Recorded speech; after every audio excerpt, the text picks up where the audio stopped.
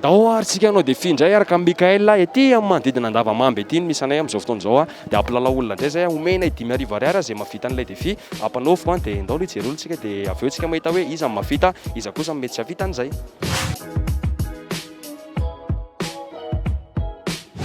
Tarare tonga dia anao défi tsika miaraka aminazy eny anaran'ny soky Mika. iza Mika. Mika mitovy anarana aminazy anao za koa Mika. Ahoana tonga dia vonintsika anao le défi efa vonona be raha Mika samy vonona zay za mampilalao Mika mampilalao Mika milalao ndao ary.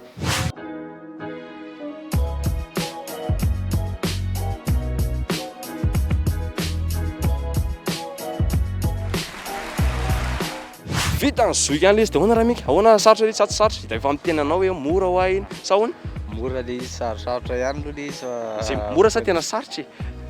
sarosarotra ihany. sarosarotra ihany ve iny ary ok ary dia ahoana zany ina zany programme antsika raha hoe mena 5,000 ianao dia mody Mbola mody miasa an'iny. ok ary aloha fa sady mitady 5,000 Mika any ok ary masotora Mika ok taro ary tonga dia ampanandramantsika indray eny anarana soky Tamby. taro ary tonga dia tamby indray nampanaovitsika an'ilay izy dia mety hoe vita ny tamby ve ilay izy sa mety tsy vita fa lalao ampanandramana izy dia hitantsika sao anara tamby zay dao ary.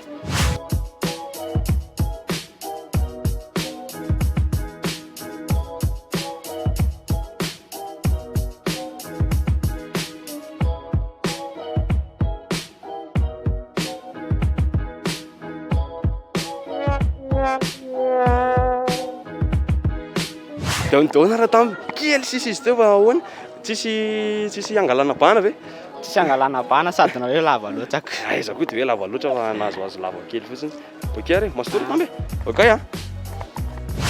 tarare tonga dia le rindray nampanaovitsika farany eny anaran'izany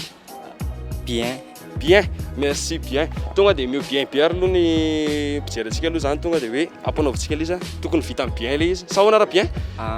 terreur andramantsika kely aloha.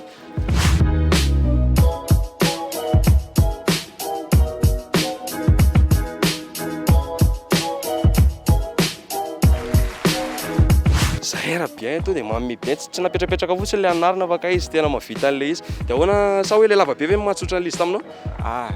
fa inona Efa zaza mandaka. izy indray nitakanao tany zao bien ao ary omena 5,000 ariary zany bien